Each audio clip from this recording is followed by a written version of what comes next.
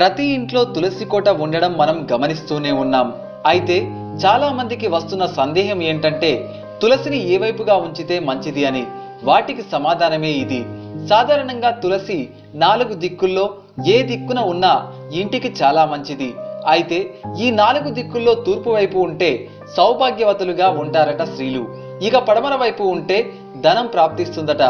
దక్షిణం వైపుగా ఉంటే మోక్షం వస్తుంది. ఉత్తరం వైపు ఉంటే మంచి జ్ఞాపక శక్తి, సద్బుద్ధి కలుగుతుందని పండితులు అంటున్నారు. ఇక తులసిని పూజించే స్త్రీలు అత్యంత శుభ్రతను పాటించాలి. ఇక బహిష్టు సమయంలో తులసిని ఎట్టి పరిస్థితుల్లోనూ ముట్టుకోరాదు. తులసి చెట్టుకు పోసే నీరు తాజా నీరు అయి ఉండాలి. ఒకవేళ తాజా నీరు లేనట్లయితే ఆ నీటిలో కాస్త పసుపు కలిపి పోయాలి.